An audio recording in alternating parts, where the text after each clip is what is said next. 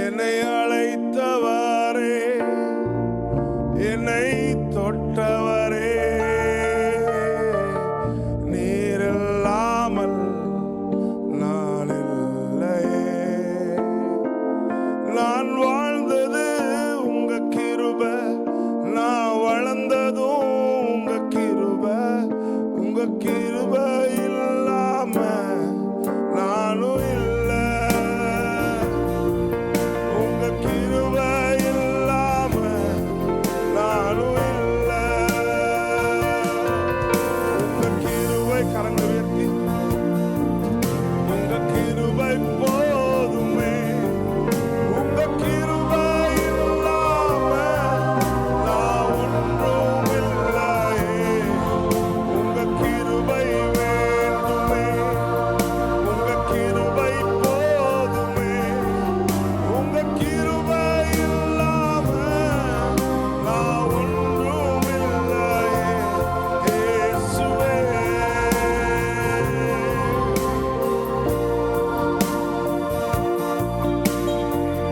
தனிமையில் அழுத போது தேற்றிட யாரும் இல்லை.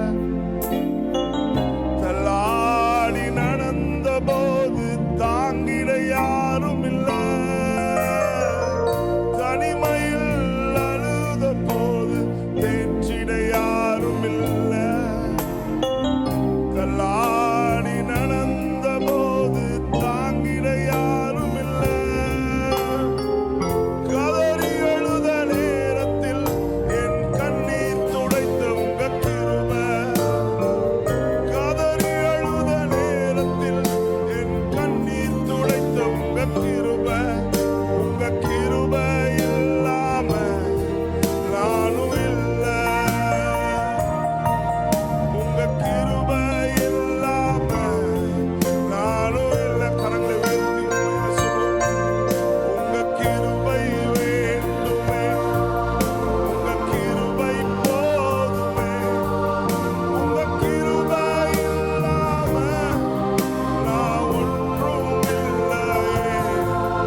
உங்க கிருபை வேண்டுமே, நாள் முழுதும் உங்க கிருபை போதுமே. உங்க கிருபை இல்லாம நான் ஒன்றும் இல்லையே. இயேசுவே,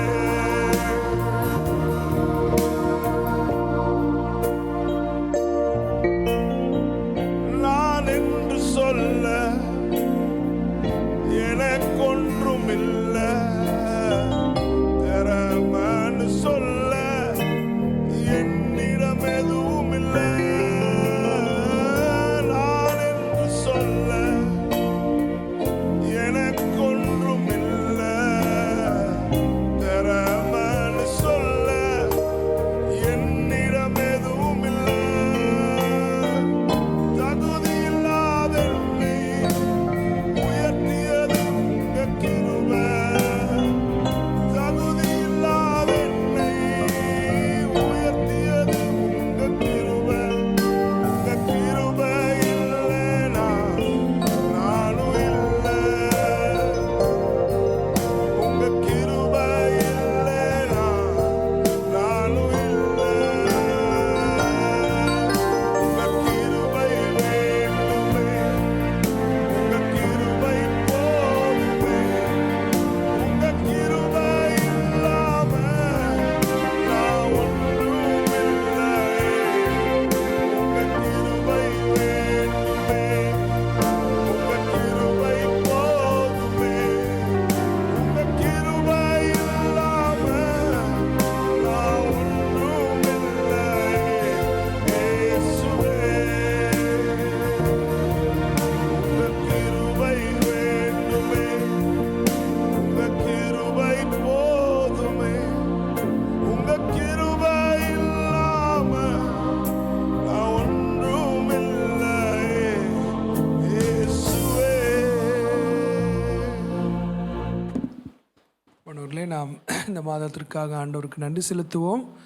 அதே சமயம் ஜனவரி மாதத்திலே நாம் பெற்றுக்கொண்ட நன்மைகளை நீங்கள் சபைக்கு முன்பாக தேவனை மகிமைப்படுத்தும்படியாக நீங்கள் அதை சாட்சியாக பகிர்ந்து கொள்ளலாம். இப்பொழுது சாட்சியின் நேரம். ஜனவரி மாதம் நீங்கள் பெற்றுக்கொண்ட நன்மைகளை நீங்கள் ஆண்டவருக்கு மகிமையாக சாட்சியாக சொல்லலாம். ஏதாகிலும் ஜெபபாரம் இருந்தாலும் கூட நீங்கள் சபையார் ஜெபிக்கும்படி தெரிவிக்கலாம். ஆண்டவருக்கு ஸ்தோத்திரம். லாஸ்ட் பிஃபோர் வீக் வந்து எனக்கு லெஃப்ட் அப்டமெனில் சிவியர் பெயின் இருந்துச்சு. என்னால் 2 டேஸ்க்கு மேலே டாலரேட் பண்ண முடியல. அண்ட் நான் வந்து இமீடியட்டாக டாக்டர்கிட்ட போய் நெக்ஸ்ட் டே பார்த்தேன். அப்போ அவங்க வந்து என்னோடய கம்ப்ளைண்ட்ஸ் கேட்டுட்டு மேபி கிட்னியில் வந்து ஸ்டோன்ஸ் இருக்க பாசிபிலிட்டி இருக்குதுன்னு சொன்னாங்க. ஸோ அப்போவே நான் உடஞ்சிட்டேன், என்ன ஸ்டோன்ஸ் இருக்கே அப்படின்ட்டு. பட் ப்ரேயர் பண்ணிகிட்டே இருந்தோம் எதுவும் இருக்கக்கூடாதுன்ட்டு. பட் அவங்க என்ன எழுதியிருந்தாங்கன்னா அப்டமென் ஸ்கேனுக்கு அட்வைஸ் பண்ணியிருந்தாங்க, போய் அப்டமென் ஸ்கேன் எடுத்துக்கோங்கன்ட்டு. ஸோ நான் லாஸ்ட் சண்டே அது நெக்ஸ்ட் டே நான் போய் எடுத்தேன். அப்டமென் ஸ்கேன் கம்ப்ளீட் பெல்விக்ஸ் அண்ட் அப்டமென் எடுக்கும்போது ரிப்போர்ட் வந்துச்சு. ரிப்போர்ட் வந்தப்போ ஃபஸ்ட் பேஜில் வந்து கிட்னி லிவர் எல்லாமே நார்மல். ஸோ கிட்னியில் வந்து எந்த ஸ்டோன்ஸ் எதுவுமே இல்லை. அண்ட் பட் செகண்ட் பேஜில் வந்து இம்ப்ரெஷன் போட்டு சில பாயிண்ட்ஸ் கொடுத்துருந்தாங்க. அதில் வந்து எனக்கு ஒவேரியன் நியோபிளாசம் அண்ட் மெச்சூர் ட்ரையோட்டமான்னு ஒரு வேர்டு இருந்துச்சு. ஸோ மெடிக்கலாக அது வந்து எனக்கு என்னன்னே புரியல. அந்த வேர்டு வந்து என்ன இதுக்கு முன்னாடி நான் கேள்விப்பட்டதில்லை, எனக்கு அது புரியல. அண்ட் அது கீழே வந்து CA 125 டெஸ்ட் எடுக்கணும் அண்ட் MRI ஸ்கேன் எடுக்கணும்னு போட்டிருந்துச்சு. நான் உடனே என்னடா ட்ரையோட்டமானு ஏதோ டியூமருன்னு மட்டும் எனக்கு புரிஞ்சிச்சு. அப்புறம் நானும் எங்கள் ஹஸ்பண்டும் ப்ரேயர் பண்ணிவிட்டு கூகுளில் சர்ச் பண்ணோம் அது என்ன மீனிங் அப்படின்னு சொல்லிட்டு. ஸோ அதில் என்ன போட்டிருந்துச்சுன்னா நான் கேன்சரஸ் டியூமருன்னு போட்டிருந்துச்சு, லைக்லின்னு போட்டிருந்துச்சு, இருக்கலாம் அப்படின்னு போட்டிருந்துச்சு. ஸோ நாங்கள் ரொம்ப இன்னும் உடஞ்சிட்டோம், ஒவேரியன் கேன்சராக இருக்குமோ அப்படின்னு சொல்லிட்டு நான் ரொம்ப அழ ஆரம்பிச்சிட்டேன். என் ஹஸ்பண்ட் வந்து அப்போவே அழாத ஒன்றும் இருக்காதுன்னு சொன்னாங்க. அண்ட் நாங்கள் கிருபானாக்கு உடனே கால் பண்ணி இன்ஃபார்ம் பண்ணோன்னே அண்ணன் நெக்ஸ்ட் டே வந்து ஜெயச்சந்திரன் டாக்டர் கிளினிக் வர சொன்னாங்க. அங்கே போனோம். அங்கே போயிட்டு அங்கிள் வந்து ஏதோ இல்லைன்னு சொல்வாருன்னு நினச்சிட்டு நான் போனேன். பட் ரிப்போர்ட்டை பார்த்தா அங்கிள் வந்து எதுவுமே என்கிட்ட சொல்லலை, கிருபானா கிட்ட மட்டும் உள்ளே ஏதோ சொல்லியிருக்காங்க போல இருக்குது. அதுக்கப்புறம் நீங்கள் உடனே போய் CA 125 டெஸ்ட்டும் MRI ஸ்கேனும் உடனே போய் எடுங்கன்னு சொன்னாங்க. ஸோ எனக்கு CA 125 டெஸ்ட்னு எனக்கு என்னன்னே தெரியல. அதையும் நான் கூகுளில் போட்டு பார்த்தப்போ அது கேன்சர் இருக்கா இல்லையான்னு டெஸ்ட் பண்ணுற ஒரு பிளட் டெஸ்ட்டு. ஸோ அப்போ வந்து நான் ரொம்பவே நாங்கள் உடஞ்சிட்டோம். என்ன கேன்சர் எனக்கு வந்து டவுட் இன்க்ரீஸ் ஆகிட்டே தான் இருந்துச்சு. அப்புறம் பிளட் டெஸ்ட் கொடுத்துட்டு நாங்கள் போயிட்டு MRI ஸ்கேனுக்கு போனோம். அந்த ஸ்கேனுக்குள்ளே போகும்போதுலாம் எனக்கு ரொம்ப நர்வஸாக ஹார்ட் பீட் ரைஸ் ஆகிட்டு இருந்துச்சு. எனக்கு டவுட் இன்னும் இன்க்ரீஸ் ஆகிட்டே தான் இருந்துச்சு. அண்டு ஸ்கேன் எடுக்கும் போதெல்லாம் எனக்கு என்னையே அறியாமல் நான் அழுதுகிட்டே இருக்கேன். அதுக்கப்புறம் ஸ்கேன் ரிப்போர்ட் வந்துட்டு ஸ்கேன் எடுத்துகிட்டே இருக்கும் போது அது 8 to 10 minutes ப்ரொசீஜர் சொன்னாங்க. அதுக்கப்புறம் எனக்கு ஸ்கேன் அந்த இதுலேருந்து வெளியில் வந்தோடனே எனக்கு ஒரு IV போடணும், ஏன்னா டியூமர் வந்து டிடெக்ட் ஆகிருக்கு, அந்த டியூமர் டெவலப்பிங்காக இல்லையான்னு சொல்லி பார்க்கணும் அப்படின்னு சொல்லிட்டு சொன்னாங்க. ஸோ எனக்கு வந்து டவுட் இன்னும் கன்ஃபார்ம் ஆகிடுச்சு, அப்போ ஏதோ இருக்குது, கேன்சர் இருக்குது போல இருக்குது அப்படின்னு சொல்லிட்டு நான் ரொம்ப உடஞ்சிட்டேன். நான் என்னென்னவோ யோசிக்க ஆரம்பிச்சிட்டேன், லைஃப் அவ்வளோதான் அப்படின்னு சொல்லிட்டு. அண்டு அதுக்கப்புறம் நான் போயிட்டேன். ஒரு 1/2 hour கழிச்சு ரிப்போர்ட் வரும்னு சொன்னாங்க. அதுக்கப்புறம் நாங்கள் வெயிட் பண்ணப்போ திருப்பியும் என்னை கூப்பிட்டு உங்கள் ஸ்க்ரீனிங் டெஸ்ட் எடுக்கணும் அப்படின்னாங்க. நான் வந்து MRI எல்லாம் முடிஞ்சிருச்சு, எதுக்கு ஸ்க்ரீனிங் எடுக்க சொல்கிறாங்க, திருப்பி அப்டமென் ஸ்கேன் எடுக்கணும்னு சொன்னாங்க. எனக்கு வந்து இன்னமும் டவுட் வந்து கன்ஃபார்ம் ஆயிடுச்சு, அப்போ ஏதோ இருக்குது போல இருக்குது, அதனால தான் திருப்பியும் கூப்பிடுறாங்க அப்படின்னு சொல்லிட்டு. அதுக்கப்புறம் MRI ஸ்கேன் ஒரு 20 minutes ரெடி ஆகிடும் ரிப்போர்ட்டுன்னு சொன்னாங்க. அப்புறம் நானும் என் ஹஸ்பண்டும் ரொம்ப ப்ரேயர் பண்ணிகிட்டே இருந்தோம். என் ஹஸ்பண்ட் கிட்ட சொன்னேன், ஓவரியை ரிமூவ் பண்ணாலும் பரவாயில்ல அப்படின்னு சொல்லிகிட்டு இருந்தேன். அண்டு என் ஹஸ்பண்ட் வந்து அதெல்லாம் ஒன்றும் இருக்காது அப்படின்னு சொன்னாங்க. அண்டு ரிப்போர்ட் வந்தோடனே எனக்கு MRI ரிப்போர்ட்டில் எதுவுமே எனக்கு புரியல, என்ன இருக்குது அது எனக்கு எதுவுமே அண்டர்ஸ்டாண்டிங் பண்ண முடியல. அப்புறம் நாங்கள் வீட்டுக்கு வந்துட்டு என்ன நெக்ஸ்ட் டே தான் பிளட் டெஸ்ட்டோட ரிப்போர்ட் வரும்னு சொன்னாங்க. அண்டு கிருபானை எனக்கு கால் பண்ணாங்க, எப்படி இருக்க ஜெனின்னு கேட்டாங்க. ஐம் ஓகேண்ணா அப்படின்னு வாயால் தான் சொன்னேன். பட் மனசில் நிறைய கொஸ்டின்ஸ் இருந்துச்சு. அண்டு எனக்கு எப்படி ஒரு மைண்ட் செட் ஆயிடுச்சுன்னா, ஆண்டவர் அதை என் லைஃப்பில் அனுமதிச்சார்னா நான் அதை ஏற்றுக்கிறேன் அப்படின்னு ஒரு மைண்ட் செட் வந்துடுச்சு. அண்ட் அதுக்கப்புறம் அண்ணா வந்து எனக்கு சொன்னாங்க, ஜெயச்சந்த் டாக்டர் வந்து ரிப்போர்ட் பார்த்தாங்க, MRI ரிப்போர்ட் ஒன்றுமே இல்லைன்னு சொல்லிட்டாங்க, அது வந்து டியூமர் கூட இல்லையா ஓவரியில் அப்படின்னு சொல்லிட்டாங்கன்னு சொன்னாங்க. பட் எனக்கு வந்து அதை என் மைண்டில் ப்ராசஸ் பண்ணுறதுக்கு டைம் எடுத்துச்சு. எனக்கு அந்த ரியலைசேஷன் வரவே இல்லை. அப்புறம் அண்ணா அந்த பிளட் டெஸ்ட் இருக்கே அந்த ரிசல்ட் எப்படின்னான்னு கேட்டேன். அது அப்புறம் கொஞ்ச நேரம் கழித்து திருப்பி அண்ணா கால் பண்ணி பிளட் டெஸ்ட்லேயும் ஒன்றும் இல்லை, ப்ரைஸ் காட் அப்படின்னு சொன்னாங்க. ஸோ ஃபைனலாக பார்த்தீங்கன்னா எனக்கு எந்த ஓவரியில் எந்த டியூமருமே இல்லை, எதுவுமே இல்லை. அது ஒரு ஃபாலிக்கல் ப்ராசஸ் அப்படின்னு தான் என்னோடய கைனக்கு அப்புறம் நெக்ஸ்ட் டே போய் சொன்னாங்க. ஸோ ஆண்டவருக்கு நான் ஸ்தோத்திரம் சொல்கிறேன். ஏன்னா அந்த டைம் ரொம்ப கன்ஃபியூஸ்டாக இருந்தோம். நானும் என் ஹஸ்பண்டும் அந்த டே ஃபுல்லாகவே ரொம்ப கஷ்டப்பட்டுட்டு இருந்தோம். என்ன கேன்சராக இருந்தால் என்ன பண்ணுறதுன்னு. பட் ஆண்டவர் வந்து ஆண்டவர் வந்து எல்லா ப்ராப்ளத்துக்கும் பெரியவர்னு நான் நம்பினேன். அண்ட் அந்த டைமில் ஆண்டவரும் எனக்கு வந்து என் மேலே எவ்வளோ அன்பு வச்சுருக்காருன்னு எனக்கு காமிச்சார். அதுக்காக ஆண்டவருக்கு ஸ்தோத்திரம்.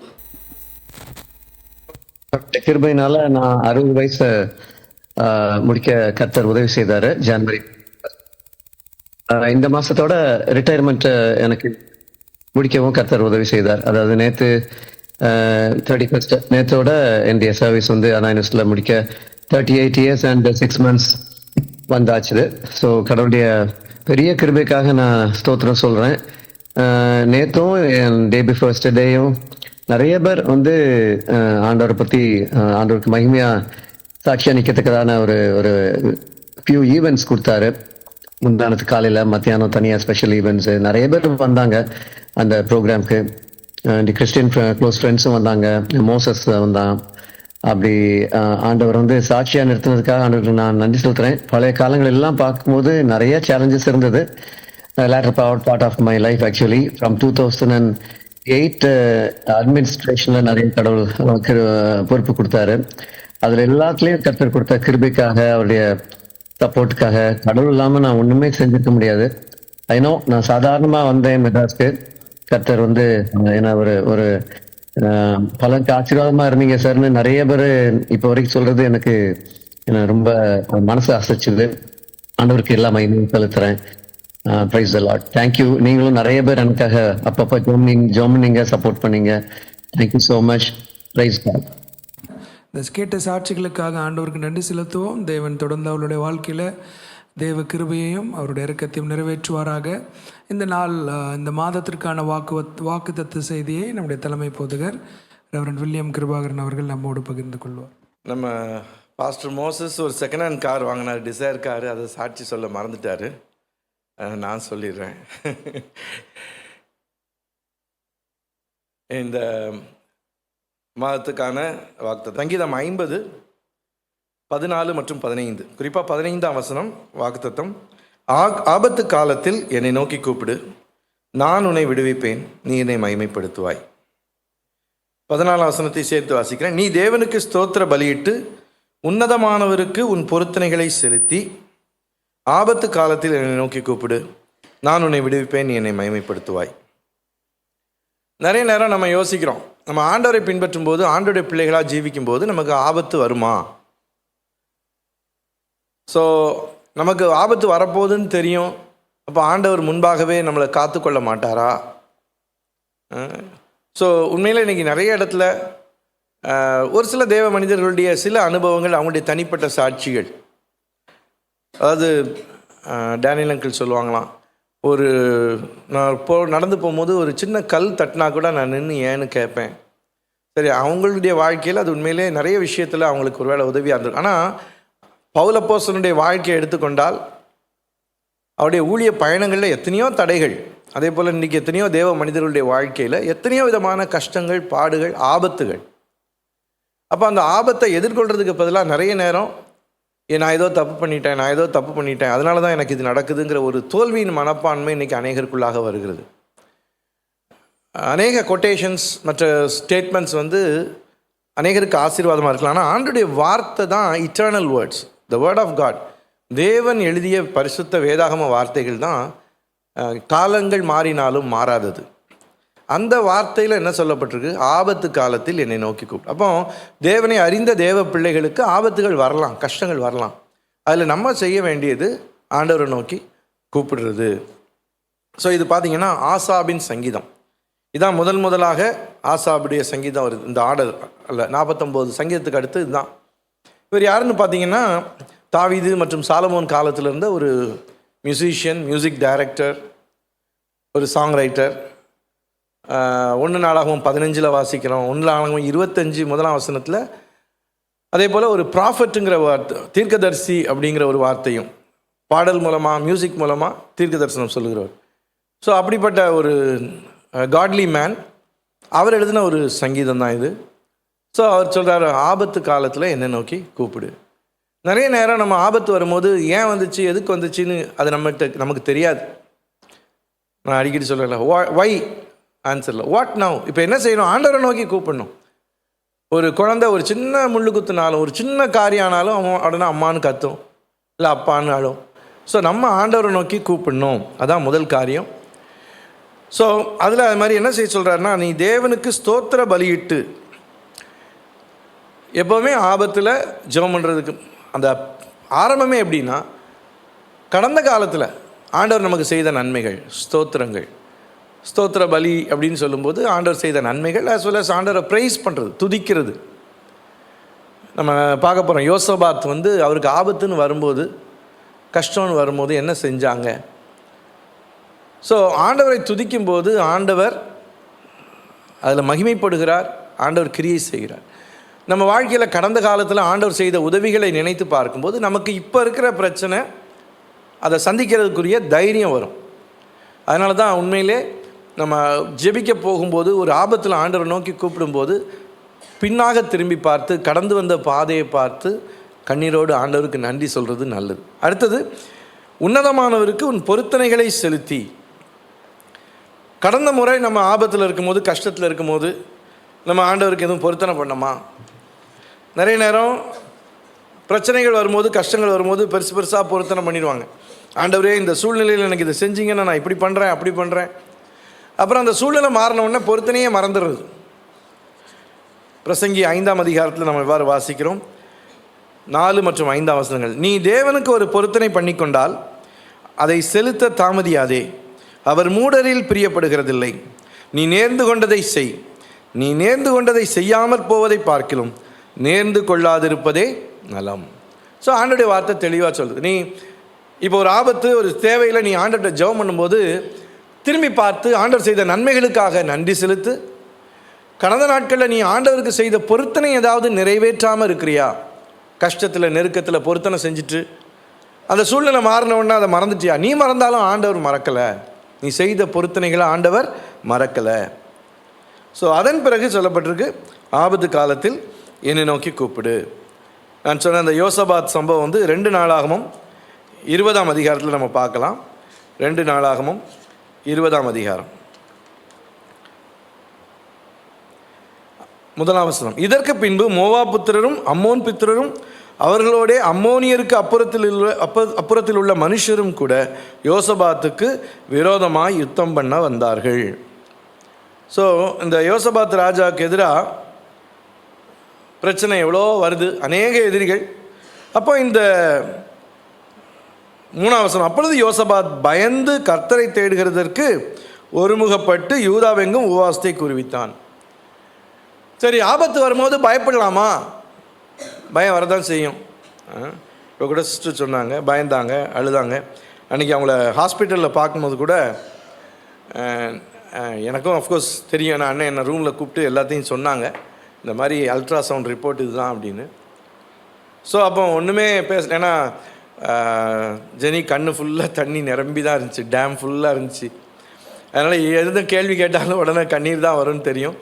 அதனால் நானும் ஒன்றும் சொல்ல. அது மாதிரி அவங்க எதுவும் கேட்டாலும் இதாக இருக்கும். ஏன்னா அண்ணன் என்கிட்ட என்ன சொன்னாங்கன்னா, அவங்க வந்தவுடனே உள்ளே கிருபா இது இந்த மாதிரி ரிப்போர்ட், அல்ட்ராசவுண்ட் ரிப்போர்ட், நீங்கள் அங்கே பொதுவாக ஈக்காடு தாங்கள் மக்கள் அங்கே வந்தால் அங்கே கேட்பீங்க, ஆனால் என்னென்ன பிரச்சனைன்னு கேட்பீங்க. அப்புறம் நான் பப்ளிக்காக சொல்ல முடியாது, அதனால் இங்கேயே சொல்லிடுறேன் அப்படின்னோடனே சரின்னு அதுக்கப்புறம் நான் போய் சும்மா ஒன்றுமே இல்லாத மாதிரி கேஷுவலாக பேசிட்டு வந்தோம். ஆனால் தெரியும், அவளுக்கும் தெரியும் நான் காமாக இருக்கிற மாதிரி நானும் நடிக்கிறேன், அவங்களும் காமாக இருக்கிற மாதிரி நடிச்சிட்டு இருந்தாங்க. பயப்படுறது தப்பு கிடையாது. சங்கீதக்காரன் சொல்ல, நான் பயப்படும் நாளில் உம்மை நம்புவேன், நான் பயப்படும் நாளில் உம்மை நம்புவேன். அது மாதிரி பயம் வரும்போது என்ன செய்கிறார் இவர்? ஆண்டவரை நோக்கி யூதாவெங்கும் உபவாசத்தை கூறுவித்தான், ஒருமுகப்படுத்தி தேடினாங்க. அப்போ ஆண்டவர் பாருங்கள் 14ஆம் வசனம், அப்பொழுது சபையின் நடுவில் இருக்கிற மத்தனியாவின் குமாரனாகிய ஏலின் மகனாகிய பெனாயாவுக்கு பிறந்த சகரியாவின் புத்திரன் யகாசியேல் என்னும் ஆசாபின் புத்திரரில் ஒருவனாகிய ஒருவனான லேவியன் மேல் கர்த்தருடைய ஆவி இறங்கினதனால் அவர் சொன்னது, சகல யூதா கோத்திரத்தாரே. ஆண்டவருடைய வார்த்தை அனுப்புகிறார். அன்பார்களே, நம்முடைய சூழ்நிலை எப்போ மாறுதோ மாறலையோ அடுத்தது நம்ம ஆபத்தில் ஆண்டவரை நோக்கி கூப்பிடும்போது முதல் நடக்கிற அற்புதம் என்னென்னா, காட் சென்ஸ் ஹிஸ் வேர்ட். ஆண்டவர் அவருடைய வார்த்தை அனுப்புகிறார், ஒரு வாக்குத்தத்தம் கொடுக்குறார். அதுதான் ஃபர்ஸ்ட் மிராக்கிள். நிறைய பேர் நம்ம நிறைய நேரம் வார்த்தையை கவனிக்கிறது இல்லை, வார்த்தைக்காக காத்திருக்கிறது இல்லை. சூழ்நிலை மாறணும்னு அடையாளங்களையும் அற்புதங்களையும் தேடிக்கொண்டிருக்கிறோம். ஆனால் ஆண்டவருடைய வார்த்தை ஆண்டவர் சொல்கிறார், யோசபாத்தை கேளுங்கள், நீங்கள் அந்த ஏராளமான கூட்டத்திற்கு பயப்படாமலும் கலங்காமலும் இருங்கள் என்று கர்த்தர் உங்களுக்கு சொல்லுகிறார். இந்த யுத்தம் உங்களுடையதல்ல, தேவனுடையது. எப்பேற்பட்ட வார்த்தை! இந்த யுத்தம் உங்களுடையதல்ல, தேவனுடையது. 17, இந்த யுத்தத்தை பண்ணுகிறவர்கள் நீங்கள் அல்ல. அப்புறம் பயப்படாமலும் கலங்காமலும் இருங்கள், நாளைக்கு அவர்களுக்கு எதிராக புறப்படுங்கள், கர்த்தர் உங்களோட இருக்கிறார் என்றார். அது மாதிரி ஆபத்தான நேரத்தில் பிரச்சனை வரும்போது, பயம் வரும்போது என்ன ஃபீல் பண்ணுவோம்? ஆண்டவர் என் கூட இல்லை. ஆனால் அவருடைய வார்த்தையினால் ஆண்டவர் என்ன செய்கிறாரு? அஃபார்ம் பண்ணுறாரு, உறுதிப்படுத்துகிறார். ஆண்டவர் உங்கள் கூட தான் இருக்கிறாரு. அப்போ பாருங்கள், அதுக்கு அடுத்து 21, அவன் ஜனத்தோடே ஆலோசனை பண்ணி பரிசுத்தமுள்ள மகத்துவத்தை துதிக்கவும், ஆயுதம் அணிந்தவர்களுக்கு முன்னாக நடந்து போய் கர்த்தரை துதியுங்கள், அவர் கிருபை என்றும் உள்ளதென்று கர்த்தரை பாடவும் பாடகரை நிறுத்தினான். அவர்கள் பாடி துதி செய்ய தொடங்கின போது யூதாவுக்கு விரோதமாய் வந்து பதிவிருந்த அம்மோன் புத்திரரையும் மோவாபியரையும் சேயீர் மலை தேசத்தாரையும் ஒருவருக்கு விரோதமாய் ஒருவரை கர்த்தர் எழும்ப பண்ணதினால் அவர்கள் வெட்டுண்டு விழுந்தார்கள். இங்கே எப்போ ஆண்டவர் எதிரியின் பாளையத்தில் கிரியை செய்கிறாரு? ஆண்டவர் எப்போ யுத்தத்தை ஆரம்பிக்கிறாரு? அவருடைய ஜனங்கள் அவரை துதிக்கும் போது. நம்ம நிறைய நேரம் கஷ்ட நேரத்தில் எப்படி துதிக்கிறதுன்னு பாருங்கள். சில நேரம் நமக்கு மனசில் சோர்வு இருக்கும்போது ஆலயத்தில் பாட்டு பாடும்போது அப்படியே உட்காந்துருக்குறோம். எப்படா பாட்டு முடியும், எப்படா ஊழியக்காரர் ஆறுதலாக 4 வார்த்தை பேச மாட்டார்.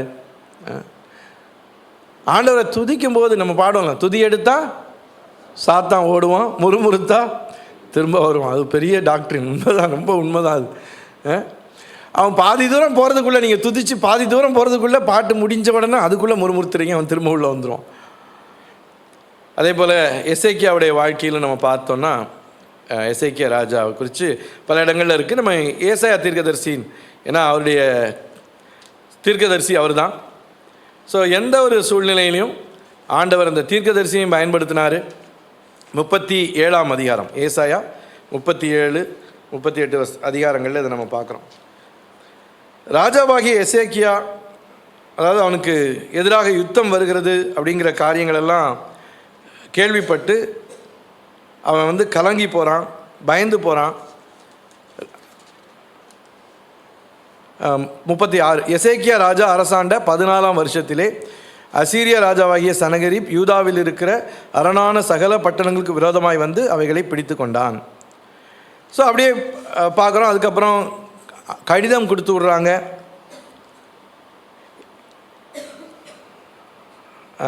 37ஆம் அதிகாரத்தில், அப்பொழுது ஏசாயா, அதாவது இங்கே நான் ப்ரீஃபாக சொல்கிறேன், இவங்க அச்சுறுத்தும்படியான வார்த்தைகளை விசேஷமாக அவங்களுடைய இந்த யூத மக்கள் புரிந்து கொள்ளக்கூடிய மொழியில் பேசுகிறாங்க. அப்போ இவங்க ரொம்ப பயப்படும்போது எசேக்கியா ராஜா அவரும் ஜெபம் பண்ணுறாரு, ஏசாயா தீர்க்கதரிசிட்டையும் என்ன செய்கிறாரு? சொல்லி அனுப்புகிறார். இவர்கள் அவனை நோக்கி இந்த நாள் நெருக்கமும் கண்டிதமும். 3ஆம் வசனம், 37:3. இந்த பின்பகுதி ரொம்ப அருமையாக, பிள்ளை பேரு நோக்கி இருக்கிறது, பெறவோ பலனில்லை.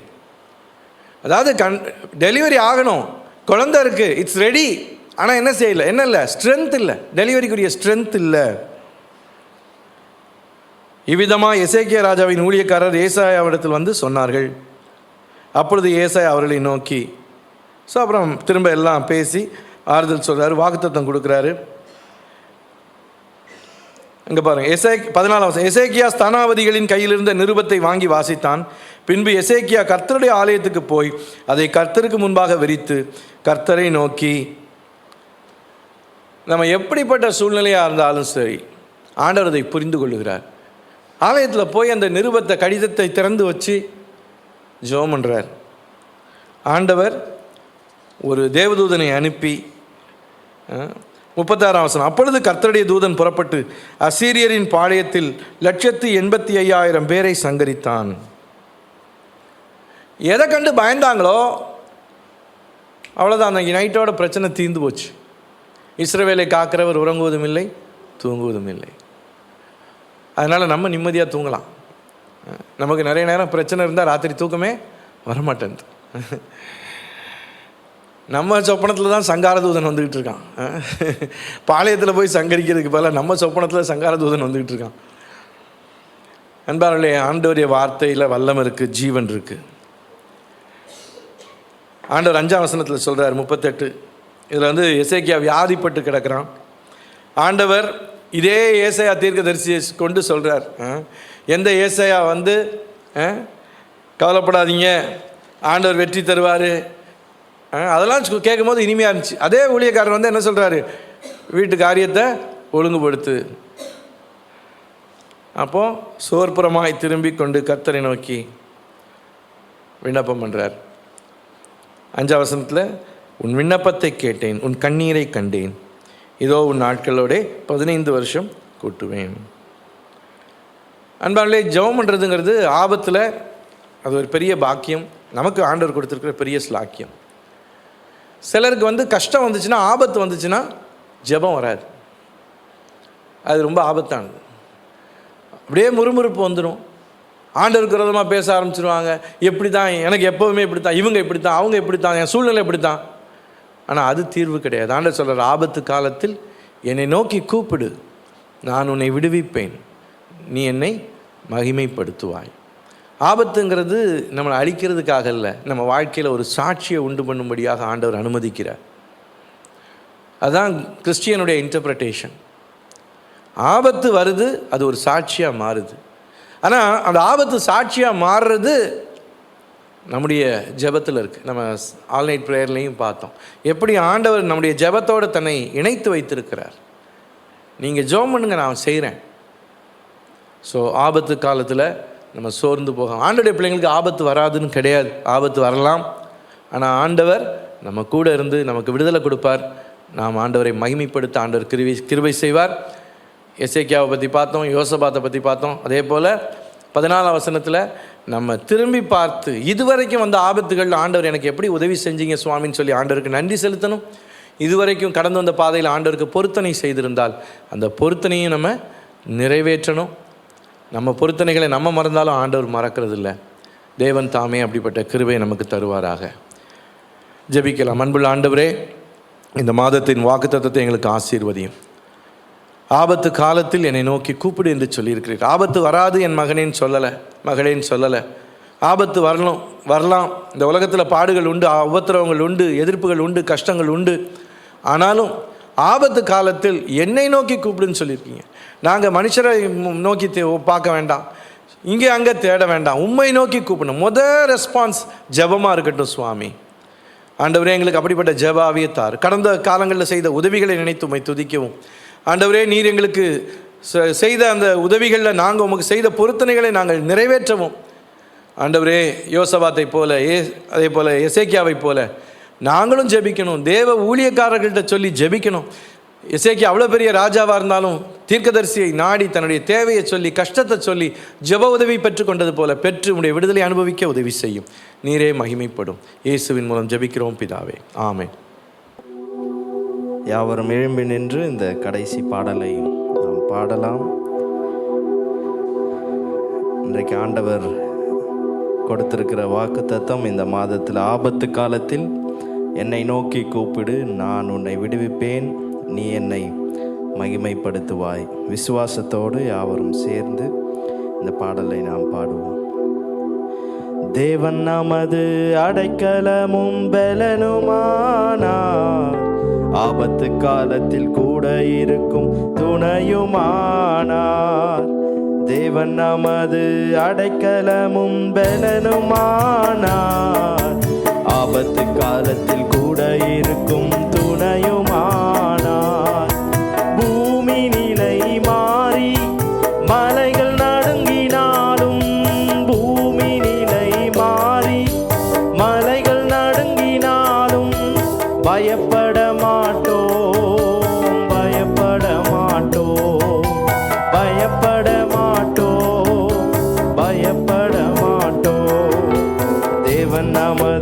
அடைக்கலமும் பலனுமானார். ஆபத்து காலத்தில் கூட இருக்கும் துணையுமானார். தேவன் நமது அடைக்கலமும் பலனுமானார். ஆபத்து காலத்தில் கூட இருக்கும் துணையுமானார். யுத்தங்களை தடுத்து ஓய பண்ணுகிறார். யுத்தங்களை தடுத்து ஓய பண்ணுகிறார். ஈட்டியை முறிக்கிறார், வில்லை ஒடிக்கிறார். ஈட்டியை முறிக்கிறார், வில்லை ஒடிக்கிறார். தேவன் நமது அடைக்கலமும் பலனுமானார். ஆபத்து காலத்தில் கூட இருக்கும் துணையுமானார். தேவன் நமது அடைக்கலமும் பலனுமானார். ஆபத்து காலத்தில் கூட இருக்கும் துணையுமானார். அமர்ந்திருந்து அவரே தேவன் என்று அறிவோம். அமர்ந்திருந்து அவரே தேவன் என்று அறிவோம். உயர்ந்தவர் பெரியவர் உலகை ஆள்பவர். உயர்ந்தவர் பெரியவர் உலகை ஆள்பவர். தேவன் நமது அடைக்கலமும் பலனுமானார். ஆபத்து காலத்தில் கூட இருக்கும் துணையுமானார். தேவன் நமது அடைக்கலமும் பலனுமானார். ஆபத்து காலத்தில் கூட இருக்கும் துணையுமானார். சேனைகளின் கர்த்தர் நம்மோடு இருக்கிறார். சேனைகளின் கர்த்தர் நம்மோடு இருக்கிறார். யாக்கோபின் தேவன் நம் உயர்ந்த அடைக்கலம். யாக்கோபின் தேவன் நம் உயர்ந்த அடைக்கலம். தேவன் நமது அடைக்கலமும் பலனுமானார். ஆபத்து காலத்தில் கூட இருக்கும் துணையுமானார். தேவன் நமது அடைக்கலமும் பலனுமானார். ஆபத்து காலத்தில் கூட இருக்கும் துணையுமானார்.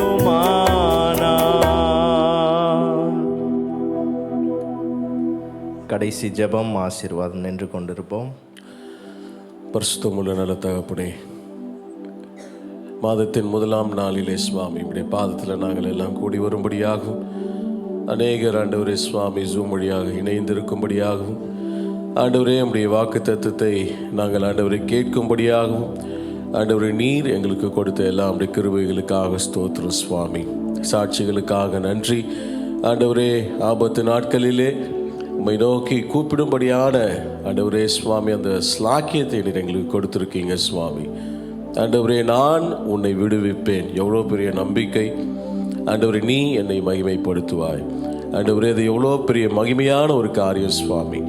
ஆண்டவரே நம்முடைய வாக்கு தத்துவத்திற்காகவும் ஆண்டவரே நீர் எடுத்து உபயோகப்படுத்த நம்முடைய ஊழியக்காரருக்காகவும் ஆண்டவரே இன்றைக்கு நீர் ஏற்படுத்திய சாட்சிகளுக்காகவும் நாங்கள் நன்றி செலுத்துகிறோம் சுவாமி. இந்த மாதத்திலும் கர்த்தருடைய கரம் எங்களோடு கூட இருந்து ஆண்டவரே எங்களை ஆசீர்வதிக்க வேண்டுமாகும் சுவாமி. அதே மாதிரி ஹாஸ்பிட்டலில் இருக்கக்கூடிய சகோதரன் சாம் ஜீகனுக்காக நாங்கள் ஜெபிக்கிறோம். தொட்டு சுகமாக்குங்க, ஜோயை பரிபூர்ணமாக சுகப்படுத்துங்க ஆண்டவரே. இந்த மாதத்தில் ஆண்டவரே சுவாமியுடைய சபையின் ஆண்டவரே ஒவ்வொருவரையும் சுவாமி, ஒவ்வொரு குடும்பத்தையும் ஒவ்வொரு நபரையும் உடைய ரத்தத்தின் பாதுகாப்பில் வைத்தருளும் சுவாமி.